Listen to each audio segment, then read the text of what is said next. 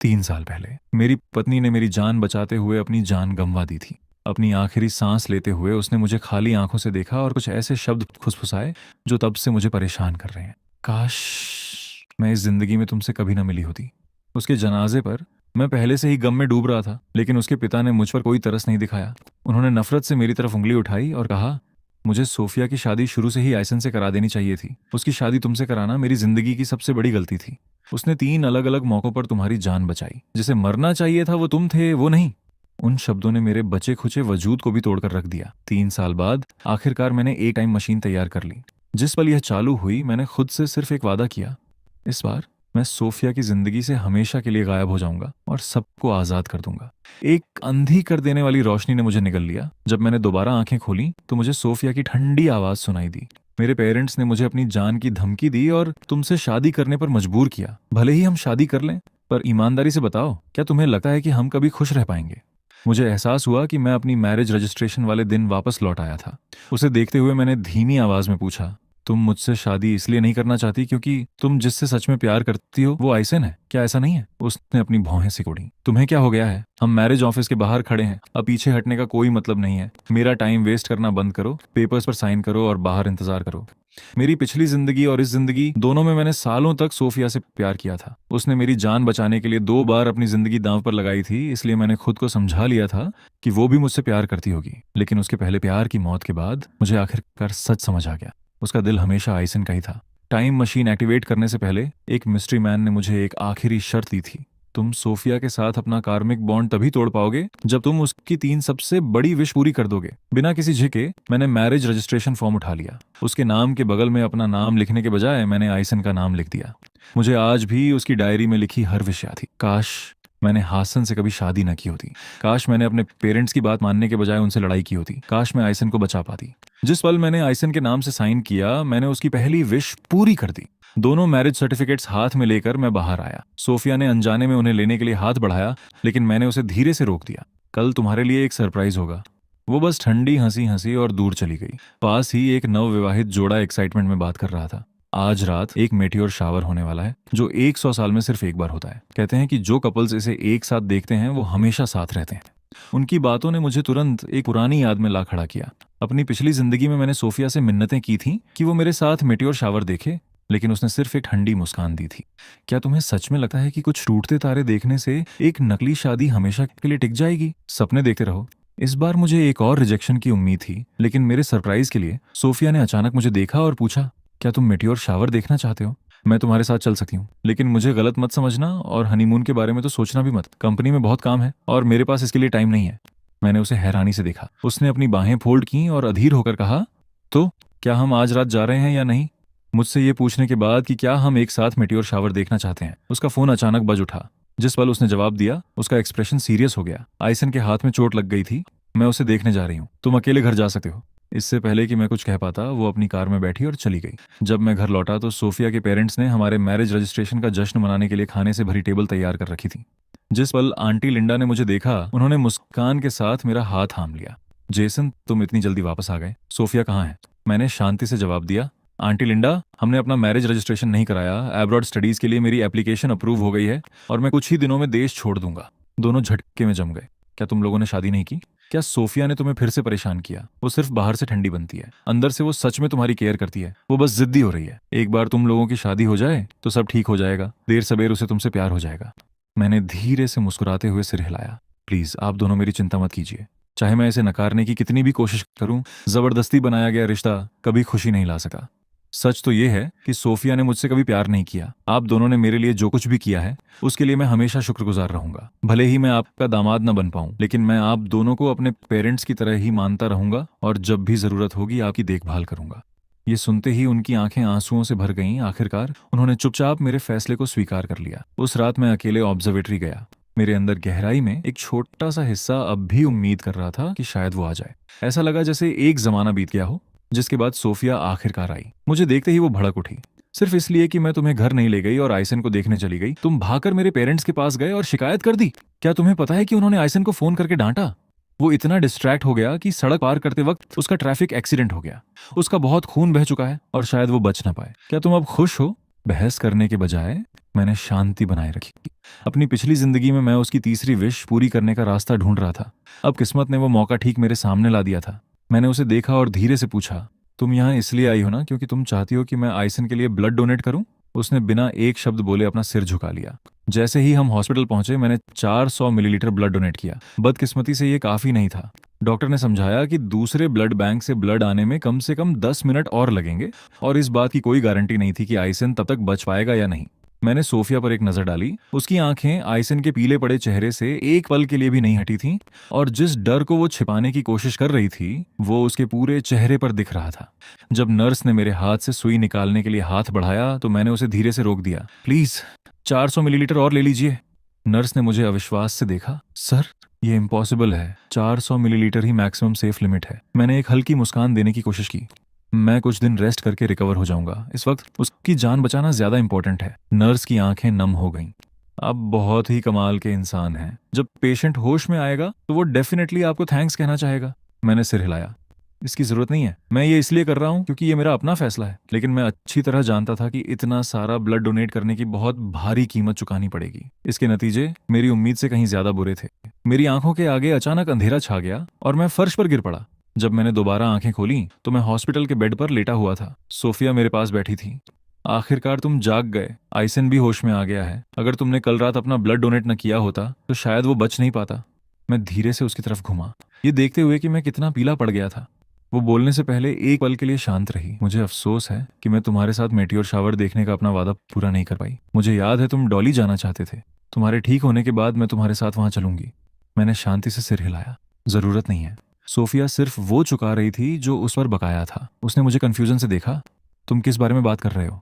लेकिन मैंने कोई जवाब नहीं दिया। कमरे में एक अजीब सी खामोशी छा गई। उसी पल उसकी सेक्रेटरी दौड़ती हुई अंदर आई। प्रेसिडेंट सोफिया, आइसन होश में आ गया है। जिस पल उसने ये शब्द सुने उसके चेहरे पर राहत की लहर दौड़ गई।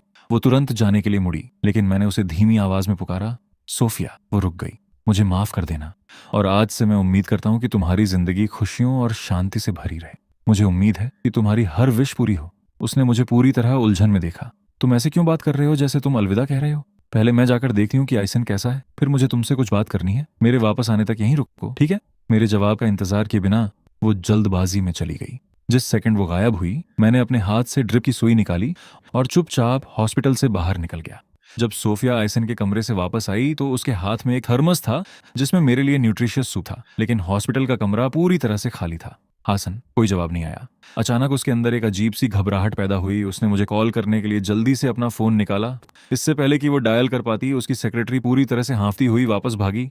प्रेसिडेंट सोफिया, बहुत भयानक बात हो गई है। लगभग 10 मिनट पहले मिस्टर हासन का कार एक्सीडेंट हो गया। डॉक्टर्स उन्हें बचा नहीं सके। थर्मस सोफिया के हाथों से छूट गया और फर्श पर गिरकर चकनाचूर हो गया। गर्म सूप गलियारे में फैल गया जबकि उसका चेहरा पूरी तरह से सफेद पड़ गया।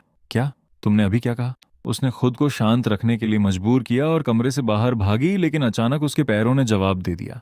उसकी असिस्टेंट ने बमुश्किल उसे संभाला। वो कहाँ है? मुझे अभी उनके पास ले चलो। वे उसे जल्दबाजी में हॉस्पिटल के दूसरे वार्ड की तरफ ले गए। सोफिया ने दरवाजा झटके से खोला। मैम, आप अंदर नहीं जा सकती, एक नर्स ने उसे रोकने की कोशिश करते हुए चिल्लाया। उसने बिना झिझके उसे धक्का दे दिया। उसका कांपता हुआ हाथ धीरे से बॉडी को ढकने वाली सफेद चादर की तरफ बढ़ा। जिस पल उसने चादर हटाई उसका पूरा शरीर सुन्न पड़ गया। नहीं, यह हासन नहीं है। नर्स जल्दी से अंदर आई और माफी मांगने लगी। So much sorry miss Sophia, ये सिर्फ एक इत्तेफाक था। इस जेंटलमैन का नाम और सरनेम भी वही है। वो भी आज यहाँ ब्लड डोनेट करने आए थे।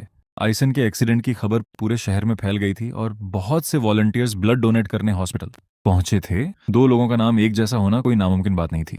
एक्सप्लेनेशन सुनकर सोफिया वहां चुपचाप खड़ी रही। उसके कांपते हाथों ने अजनबी के चेहरे को दोबारा धीरे से सफेद चादर से ढक दिया। एक लंबे सन्नाटे के बाद उसने कहा, आई एम सो सॉरी। मैं अपनी इमोशंस में बह गई थी। मैंने फालतू में आप सबके लिए प्रॉब्लम खड़ी कर दी। कमरे के बाहर उसकी असिस्टेंट ने घबराते हुए अपनी पेशानी से पसीना पोंछा। सॉरी प्रेसिडेंट सोफिया, मैं पैनिक हो गई थी और बिना ठीक से चेक किए आपको इन्फॉर्म कर दिया। सोफिया ने एक गहरी सांस ली। कोई बात नहीं, अगली बार जरा ध्यान रखना। उसने चुपचाप अपनी हथेलियों से ठंडा पसीना पोंछा। भगवान का शुक्र है, सब एक गलत फहमी थी। असिस्टेंट ने जल्दी से आगे कहा, मैंने अभी कंफर्म किया है, मिस्टर हासन पहले ही घर जा चुके हैं। सोफिया ने धीरे से सिर हिलाया और एक भी सेकंड बर्बाद किए बिना घर चली गई। जिस पल उसने मेन डोर पार किया उसने अपने पेरेंट्स के चेहरों पर चिंता के एक्सप्रेशंस देखे। उसका दिल बैठ गया। आंटी लिंडा आंखों में आंसू लिए उसकी तरफ भागी। हमें नहीं पता हासन को क्या हुआ है। जैसे ही वो घर आया वो अपने बेड पर गिर पड़ा और बेहोश हो गया। वो अभी तक नहीं जागा है, हमने सब कोशिश कर ली लेकिन वो कोई रिस्पॉन्स नहीं दे रहा है। ये बातें सुनकर सोफिया के कानों में सन्नाटा छा गया।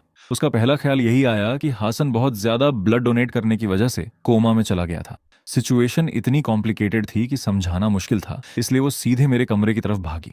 बेड के पास खड़े होकर उसने मेरे पीले पड़े चेहरे को देखा और पहली बार एक सच्चा डर उसके दिल में भर गया। उसे अचानक वो सब याद आया जो मैंने बेहोश होने से पहले उससे कहा था। हर शब्द एक आखिरी अलविदा जैसा लग रहा था, जैसे मैं हमेशा के लिए जा रहा हूँ। उसका दिल पूरी तरह से उथल पुथल हो गया। सच तो ये था कि उसने कभी हासन से नफरत नहीं की थी। जिससे वो नफरत करती थी वो थी जबरदस्ती की शादी और वो फ्यूचर जो उसके पेरेंट्स ने उसके लिए चुना था। लेकिन अब उसे आखिरकार एहसास हो रहा था कि वो उसे इस तरह दुख देना जारी नहीं रख सकती। मेरे बेजान चेहरे को देखते हुए उसने चुपचाप एक डिसीजन लिया। जब वो जागेगा तो मैं खुद उससे माफी मांगूंगी। जब वो वापस बाहर आई, आंटी लिंडा पहले ही अपने आंसू पहुंच चुकी थी। अंकल डेविड ने उसे गंभीरता से देखा। मैंने सुना है कि आइसन का कार एक्सीडेंट हो गया, आखिरकार हुआ क्या था? सोफिया का एक्सप्रेशन तुरंत ठंडा पड़ गया। जेसन ने आप दोनों से शिकायत की। आपने आइसन को फोन करके डांटा। इसी वजह से सड़क पार करते वक्त उसका ध्यान भटक गया और उसका एक्सीडेंट हो गया। आंटी लिंडा ने एक ठंडी हंसी हंसी। मुझे तो पहले से ही पता था कि वो लड़का उतना सीधा नहीं है जितना दिखता है। वो हमारी बेटी को आइसन से अलग करना चाहता था। किस्मत से मैंने इसके लिए बहुत पहले से तैयारी कर रखी थी। उन्होंने अपना फोन निकाला और एक वॉइस रिकॉर्डिंग प्ले की। आइसन की घमंडी आवाज कमरे में गूंज उठी। क्या आपको सच में लगता है कि सोफिया शादी के बाद हासन से प्यार करने लगेगी? मुझे बस एक छोटा सा झूठ बोलना होता है और वो बेवकूफों की तरह मेरी तरफ भागी चली आती है। वो मेरी हर बात पर यकीन कर लेती है। उसका दिल सिर्फ मेरा है। फिर आंटी लिंडा की गुस्से भरी आवाज कॉल के दूसरी तरफ से आई। तुम्हें शर्म नहीं आती? क्या तुम्हें जरा भी जमीर नहीं है? आइसन बस हंस दिया और रिकॉर्डिंग खत्म हो गई। सोफिया वहां पूरी तरह से जमकर खड़ी रह गई। सच वैसा बिल्कुल नहीं था जैसा वो मानती आई थी। आंटी लिंडा ने धीरे से अपनी बेटी के सिर पर हाथ रखा। मुझे नहीं पता कि आइसन ने तुम पर क्या जादू टोना किया है, लेकिन वो इंसान बेहद मैनिपुलेटिव है। तुम्हारे सामने वो एक परफेक्ट जेंटलमैन की तरह बिहेव करता है, लेकिन तुम्हारी पीठ पीछे वो बिल्कुल अलग इंसान है। जो तुमने अभी सुना वही असली आइसन है। दूसरी तरफ हासन एक सच्चा और नोबल इंसान है। सब कुछ जानते हुए भी उसने कभी आइसन के बारे में बुरा भला नहीं कहा। तुम दोनों के इतना सब कुछ कराने के बाद भी उसने कभी शिकायत नहीं की और न ही तुम्हें चोट पहुंचाने की कोशिश की। इसके बजाय उसने हर कदम पर चुपचाप तुम्हारी हिफाजत की। आंटी लिंडा की आंखें आंसुओं से भर गईं। ये सच में दिल तोड़ने वाला है कि तुम और हासन कभी पति पत्नी नहीं बन सकते। एक छोटे से पॉज के बाद उन्होंने धीरे से आगे कहा, लेकिन हासन जल्द ही एब्रॉड स्टडीज के लिए जा रहा है। हमें उसके डिसीजन की रिस्पेक्ट करनी होगी। हर एक शब्द के साथ जो वो सुन रही थी, सोफिया का चेहरा और पीला पड़ता जा रहा था। तभी एक सेंटेंस ने उसका ध्यान खींचा। Abroad studies? उसने घबराहट में पूछा। आपका क्या मतलब है? आंटी लिंडा ने उसे हैरानी से देखा। क्या तुम्हें नहीं पता था? वो पढ़ाई के लिए देश छोड़कर जा रहा है। उसने कहा कि वो अब तुम्हारी जिंदगी और बर्बाद नहीं करना चाहता, इसलिए शादी कैंसिल कर दी गई। सोफिया की आंखें अविश्वास से फटी रह गईं। ये इम्पॉसिबल है। हमें हमारा मैरिज सर्टिफिकेट पहले ही मिल चुका है। अचानक उसे बीते हुए कल की मेरी बातें याद आईं। कल तुम्हारे लिए एक सरप्राइज होगा। उसने तुरंत अपने बैग से मैरिज सर्टिफिकेट निकाला और उसे खोला। जहां मेरा नाम होना चाहिए था वहां साफ साफ आइसन लिखा था। उसके हाथ बेकाबू होकर कांपने लगे। कैसे? ये कैसे पॉसिबल है? उसकी आंखों से आंसू निकलकर सर्टिफिकेट पर गिर पड़े, जिससे लाल रंग की ताजी ऑफिशियल सील धुंधली हो गई। गुस्से, पछतावे और दर्द से भरकर उसने सर्टिफिकेट को डस्टबिन में फेंक दिया और सीधे मेरे कमरे की तरफ भागी।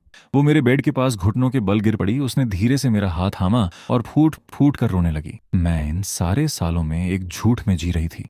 मुझे आखिरकार सच समझ आ गया है। तुम अकेले थे जिसने सच में मेरी परवाह की। अब मुझे आखिरकार अपने दिल की बात समझ आ गई है। वो इंसान जिसे मैंने शुरू से प्यार किया है वो हमेशा तुम ही थे। उसने मेरे हाथ के पास अपना चेहरा छिपा लिया और अपने टूटे हुए इमोशंस को संभालने की कोशिश करते हुए रोती रही। काफी देर बाद वो धीरे से उठी। उसकी आंखें रोने से लाल थीं, लेकिन उसकी आवाज में मजबूती थी। जेसन, जब तुम जागोगे तो मैं तुमसे सब कुछ कबूल कर दूंगी। अब से मैं अपनी बाकी की जिंदगी तुम्हारे साथ बिताऊंगी। इस बीच हॉस्पिटल से निकलने के बाद मेरे दिमाग में सिर्फ एक ही ख्याल था। मैं घर जाना चाहता था। जिस पल मैं अपने कमरे में पहुंचा, मेरे शरीर की बची कुची ताकत ने भी मेरा साथ छोड़ दिया और मैं एक गहरी नींद में सो गया। मैं पहले से ही जानता था कि टाइम मशीन अपनी लिमिट तक पहुंच चुकी थी। जब मैंने दोबारा आंखें खोली तो मैं अनजाने में ही दीवार के सहारे टिक गया, क्योंकि मेरे सिर के दोनों तरफ तेज दर्द हो रहा था। अचानक पुरानी यादों का एक तूफान मेरे दिमाग में उमड़ पड़ा। 10 साल पहले भी मैं पूरे एक दिन और एक रात के लिए बेहोश रहा था। जब मैं आखिरकार जागा तो सोफिया का एटीट्यूड पूरी तरह से बदल चुका था। उसने मुझसे सच्चे दिल से कबूल किया कि वो मुझसे प्यार करती है, लेकिन भले ही मैंने उससे सालों तक प्यार किया था, उस वक्त तक मेरा दिल पूरी तरह से सुन्न हो चुका था।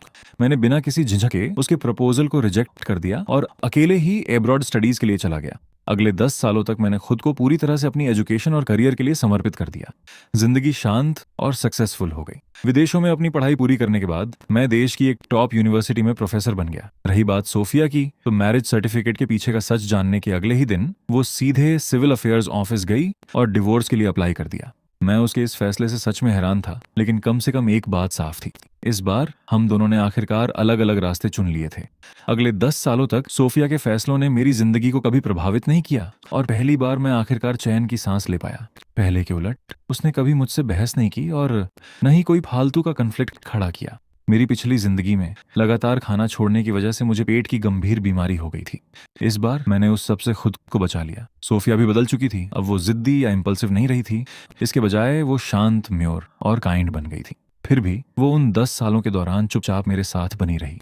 जब मैं अपने दिमाग में यादों के तूफान को समेटने की कोशिश कर रहा था, मुझे अचानक महसूस हुआ कि किसी ने मेरे कंधे को छुआ। प्रोफेसर हासन, आपका फ़ोन काफ़ी देर से बज रहा है, क्या मैं इसे आपके लिए रिसीव कर लूँ? मेरे एक स्टूडेंट ने फ़ोन मुझे सौंपते हुए पूछा। मैंने मुस्कुराकर कहा थैंक्स। वो फ़ोन आंटी लिंडा का था।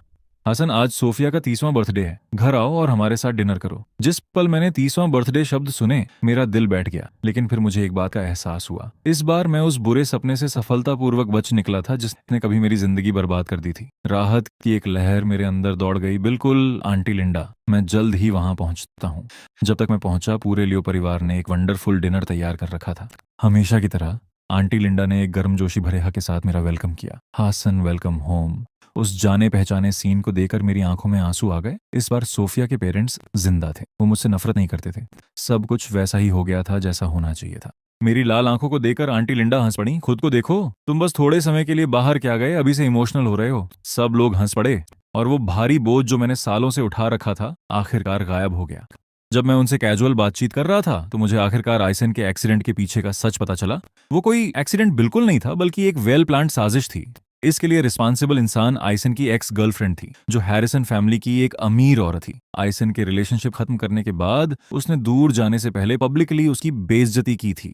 इस बेइज्जती को बर्दाश्त न कर पाने की वजह से उसने बदला लेने के लिए उस क्रैश को अंजाम दिया था। आंटी लिंडा ने आह भरी। देर सबेर लोगों को अपने की सजा भुगतनी ही पड़ती है। वो उस दिन बच तो गया, लेकिन उसकी जिंदगी पूरी तरह से तबाह हो चुकी है। मैंने सुना है कि हाल ही में उसकी बहुत बुरी तरह पिटाई हुई है। अब जब भी लोग उसे पहचानते हैं, वे उस पर हमला करने से नहीं हिचकिचाते।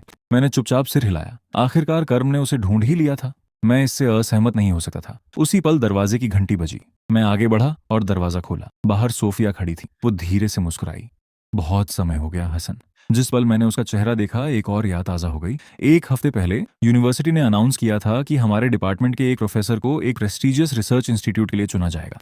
डिपार्टमेंट के सबसे यंग और प्रॉमिसिंग प्रोफेसर के तौर पर नेचुरल है कि मुझे शॉर्टलिस्ट किया गया था, लेकिन फाइनल रिजल्ट्स अनाउंस होने से पहले हायरिंग पॉलिसी में अचानक हुए बदलाव की वजह से लिस्ट से मेरा नाम हटा दिया गया। उस वक्त मैंने सोफिया से कैजुअली अपने डिसअपॉइंटमेंट का जिक्र किया था। मैंने कभी नहीं सोचा था कि वो इसे इतनी सीरियसली ले लेगी। जब फाइनल लिस्ट पब्लिश हुई, तो मेरा नाम रहस्यमयी तरीके से उसमें वापस आ गया था। कुछ दिनों बाद मैं सोफिया से एक कैफे में मिला और उससे सीधे पूछा, क्या ये तुम्हारा काम था? उस लिस्ट में मेरा नाम वापस लाने के लिए तुमने क्या सैक्रिफाइस किया? उसने ऐसे जवाब दिया जैसे ये कोई बड़ी बात ना हो। मैंने बस कंपनी के कुछ शेयर्स ट्रांसफर कर दिए। ये कोई बड़ी बात नहीं है, तुम इसके हकदार हो। मैं फ्रस्ट्रेशन के मारे लगभग हंस ही पड़ा था। तुम इसे बड़ी बात नहीं कहती हो? ऐसा डिसीजन लेने से पहले क्या तुमने शेयर होल्डर्स की अप्रूवल ली थी? सोफिया ने बिना किसी झिझक के मेरी तरफ देखा। इनमें से कुछ भी मैटर नहीं करता। जो चीज सबसे ज्यादा मैटर करती है, वो है तुम्हें खुश देखना। इसके अलावा तुम मेरी जिंदगी के सबसे इंपॉर्टेंट इंसान हो। मैंने चुपचाप उसे देखा। मेरी नजर महसूस करके उसके कानों के किनारे हल्के से लाल हो गए। वो कुछ कहने ही वाली थी कि उसने जल्दी से टॉपिक बदल दिया। 2 दिन पहले मैंने नोटिस किया था कि तुम्हें रेसिंग कार्स की एक फोटो पसंद आई थी, इसलिए मैंने आज रात के लिए एक सरप्राइज तैयार किया है। सोफिया, मैंने उसे धीरे से रोका। जिस पल उसने मेरे चेहरे के एक्सप्रेशंस देखे, वो नर्वस हो गई। क्या तुम्हें अब रेसिंग कार्स पसंद नहीं है? आई एम सॉरी, मैं सब कुछ बदल दूंगी। तुम क्या देखना पसंद करोगे, नॉर्दर्न लाइट्स या फिर समंदर? वो बहुत केयरफुल और मुझे खुश करने के लिए बेताब दिख रही थी। इसने मुझे उस तरीके की याद दिला दी जिस तरह मैं सालों पहले उसके साथ बिहेव किया करता था। मैंने धीरे से एक गहरी सांस ली। मेरा वो मतलब नहीं था। तुम्हें मेरे लिए ये सब करने की जरूरत नहीं है। हम कभी लवर्स नहीं बन सकते, ना अभी और ना ही फ्यूचर में। मेरे शब्दों ने उस पर चाकू की तरह वार किया। उसने चुपचाप अपना सिर झुका लिया। लेकिन जब वो आखिरकार बोली, तो उसकी आवाज में पछतावे के साथ साथ जिद भी थी। तुम मुझसे इतना प्यार करते थे, मैं जानती हूँ कि गलती मुझसे ही हुई थी। मुझे पता है कि मैंने तुम्हारे प्यार की कदर नहीं की, लेकिन मुझे अभी भी समझ नहीं आता कि जो मुझसे इतना बेइंतहा प्यार करता था, वो अचानक प्यार करना कैसे बंद कर सका है। वो करीब आई, उसने धीरे से मेरे कंधों को थामा और सीधे मेरी आंखों में देखा। मुझे सच बताओ हासन, क्या सच में मेरे लिए तुम्हारे दिल में जरा सी भी जगह नहीं बची है? मैंने धीरे से अपनी आंखें बंद कर लीं। जाहिर है कि मेरे अंदर कहीं ना कहीं इमोशंस दबे हुए थे, लेकिन जो प्यार कभी मुझे सब कुछ न्योछावर करने के लिए तैयार रखता था, वो शादी के उन 10 दर्दनाक सालों में ही मर चुका था। जो बचा था, वो उसके साथ एक और जिंदगी बिताने के लिए काफी नहीं था। मैंने धीमी आवाज में जवाब दिया, आई एम सॉरी, लेकिन सच में हमारे लिए कोई फ्यूचर नहीं है। सोफिया ने मायूसी से अपना सिर झुका लिया। एक लंबे सन्नाटे के बाद उसने जबरदस्ती एक हल्की मुस्कान बिखेरी। कोई बात नहीं, अगर मैं वो औरत नहीं बन सकती जिससे तुम प्यार करते हो, तो तुम्हारी बड़ी बहन बनकर तुम्हारे साथ रहना ही मेरे लिए काफी है। उसी पल आंटी लिंडा की आवाज मुझे रियलिटी में वापस ले आई। हम डाइनिंग टेबल के इर्द गिर्द बैठे थे, एक दूसरे के आमने सामने। अनजाने में ही मेरी नजरें सोफिया की तरफ चली गईं। मेरे सामने बैठी औरत उस सोफिया से बिल्कुल अलग थी जिसे मैं अपनी पिछली जिंदगी में जानता था। वो मैच्योर, एलिगेंट थी, और उसमें एक ऐसी वार्मथ थी जो पहले कभी नहीं थी। सोफिया ने मुझे चुपचाप देखा और मन ही मन सोचा, भगवान का शुक्र है वो अभी भी जिंदा है, आखिरकार सब कुछ बदल गया। अंकल डेविड ने मुस्कान के साथ अपना वाइन ग्लास उठाया। हासन, आज सोफिया का बर्थडे है, तुम हम सबकी तरफ से बर्थडे टोस्ट क्यों नहीं देते? मैं मुस्कुराया। मैंने सोफिया की तरफ अपना ग्लास उठाया और धीरे से कहा, मैं उम्मीद करता हूँ कि आज के बाद से तुम्हारी जिंदगी हमेशा खुशियों से भरी रहे। मुझे उम्मीद है कि तुम्हारी जिंदगी आज से शांति और सुकून से भरी होगी। तुम्हारा सब कुछ अच्छा हो और तुम्हारे दिल की हर विश पूरी हो। मेरी बर्थडे विश सुनकर सोफिया कुछ सेकंड के लिए शांत हो गई, फिर मुस्कुराई। उसने धीरे से अपने ग्लास को मेरे ग्लास से टकराया और कहा, तुम भी हासन, मुझे उम्मीद है कि तुम हमेशा खुश रहोगे। अब से मैं हमेशा एक सबसे अच्छी बड़ी बहन बनकर दिखाऊंगी। जब हमारे ग्लासेस टकराए तो मुझे महसूस हुआ कि 10 लंबे सालों से जो जुनून मैंने उठा रखा था, वो आखिरकार गायब हो गया। डिनर वार्मथ और शांति के साथ खत्म हुआ। मेरी जिंदगी के 3 सबसे बड़े बोझ आखिरकार उतर चुके थे, और जो भारी वजन मेरे दिल को दबा रहा था, वो बस गायब हो गया। डिनर के बाद मैं ठंडी ताजी हवा का मजा लेने के लिए बालकनी में आ गया।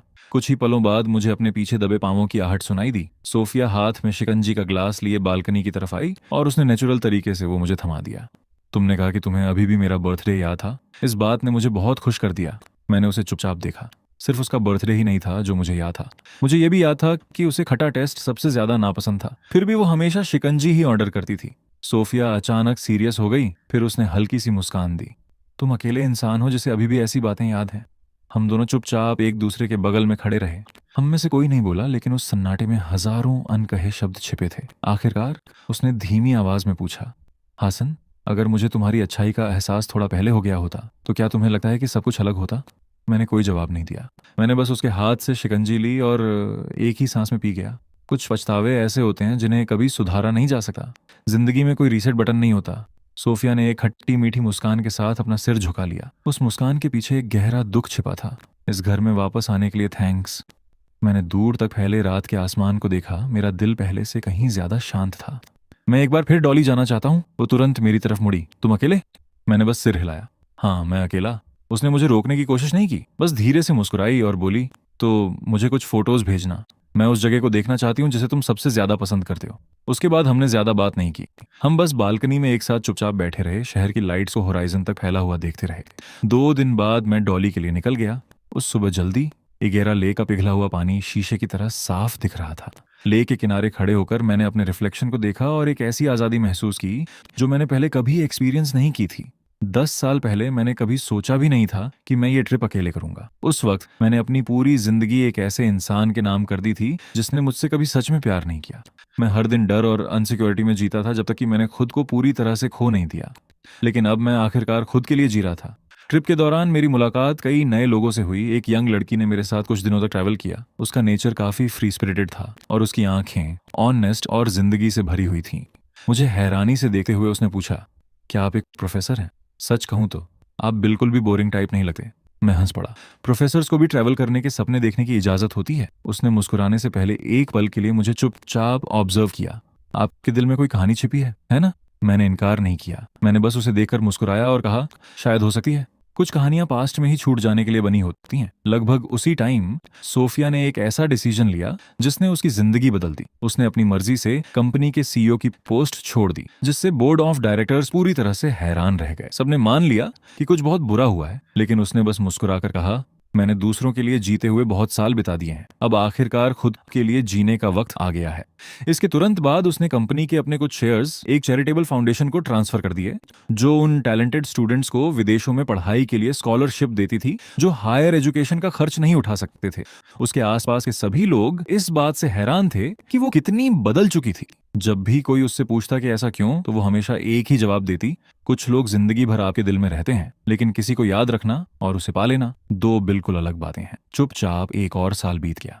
उस दौरान मैंने कई इंटरनेशनल रिसर्च पेपर्स पब्लिश किए और ऑफिशियली देश के लीडिंग रिसर्च इंस्टीट्यूट्स में से एक का मेंबर बन गया। मेरा करियर ऊंचाइयों पर था और मेरी जिंदगी को आखिरकार शांति मिल गई थी। सोफिया ने भी एक चैरिटेबल फाउंडेशन की प्रेसिडेंट के रूप में अपना एक नया चैप्टर शुरू किया। वो अब सोशल मीडिया पर कम ही दिखती थी। कभी कभार उसका नाम किसी स्कॉलरशिप प्रोग्राम या डोनेशन इवेंट के लिए न्यूज में आ जाता था, लेकिन बस उतना ही था। हम दोनों बिल्कुल अलग जिंदगियां जी रहे थे, हर कोई अपने अपने रास्ते पर आगे बढ़ रहा था। एक विंटर में जब मैं प्लेन से ट्रैवल कर रहा था, मेरी मुलाकात अनपेक्षित रूप से एक पुराने दोस्त से हो गई। बातचीत के दौरान उसने मुस्कुराते हुए कहा, मैंने सुना है कि सोफिया बहुत बदल गई है। कुछ लोग कहते हैं कि वो सब कुछ छोड़कर दूर चली गई है, जबकि बाकी कहते हैं कि वो धीरे धीरे बिल्कुल तुम्हारी तरह बनती जा रही है। मैंने बिना कुछ कंफर्म या डिनाई किए बस एक मुस्कान दे दी। उस मोमेंट पर मुझे अचानक वो दिन याद आ गया जब वो हॉस्पिटल में मेरे बेड के पास आंखों में आंसू ली घुटनों के बल बैठी थी। हासन, जब तुम जागोगे तो मैं तुम्हें बताना चाहती हूँ कि मैं सच में कैसा फील करती हूँ। उस वक्त मैं उन शब्दों को सुनने के लिए बहुत गहरी नींद में था, और अगर मैंने उन्हें सुन भी लिया होता तो भी मुझे पता था कि मैं वापस नहीं लौटता। 5 साल बाद मुझे मेरी पुरानी यूनिवर्सिटी में एक पब्लिक लेक्चर देने के लिए इनवाइट किया गया। लेक्चर खत्म होने के बाद ऑडिटोरियम के बाहर एक छोटी सी बच्ची मेरे पीछे भागते हुए आई। प्रोफेसर हासन, उसने मुझे पुकारा। मेरी आंटी स्कॉलरशिप फाउंडेशन को स्पॉन्सर करती है, वो इसकी प्रेसिडेंट भी हैं। वो हमेशा कहती हैं कि आप ही वो इंसान हैं जो सबसे ज्यादा हेल्प डिजर्व करते हैं। मैं रुका और उसके बराबर झुक गया। तुम्हारी आंटी का नाम क्या है? बच्ची मासूमियत से मुस्कुराई। उनका नाम सोफिया है। मैं कुछ सेकंड के लिए शांत रहा, फिर धीरे से उसके सिर को सहलाया। तुम्हारी आंटी बहुत ही कमाल की इंसान है। बच्ची धीरे से हंसी। वो कहती हैं कि आप भी वैसे ही हैं। उन्होंने मुझे बताया कि आप उन सबसे स्ट्रांग और काइंड जेंटलमैन में से एक हैं जिनसे वो कभी मिली हैं। मैंने कोई जवाब नहीं दिया, बस मुस्कुराया और जाने के लिए मुड़ गया। ठीक उसी मोमेंट पर एक स्नोफ्लेक धीरे से मेरे कंधे पर आ गिरा। बर्फबारी शुरू हो चुकी थी। मैंने पीछे मुड़कर देखा। सफेद बर्फ के बीच चुपचाप एक लंबे ग्रे कोट में एक औरत खड़ी थी। सोफिया की आंखों में अभी भी वही शांत वर्म थी जो हमेशा रहती थी। उसने अपना हाथ उठाया, धीरे से मुस्कुराई और मुझे अलविदा कहते हुए चुपचाप हाथ हिलाया। फिर वो मुड़ी और दूर चली गई। इस बार वो मेरे पीछे नहीं भागी और न ही मैं उसके लिए रुका। हम एक दूसरे की जिंदगी में एक लंबे और कड़वे विंटर की तरह आए थे, लेकिन आखिरकार हम दोनों ने अपने जुनून, अपने पछतावे और उस प्यार को पीछे छोड़ने की ताकत ढूंढ ली थी जो कभी होना ही नहीं चाहिए था।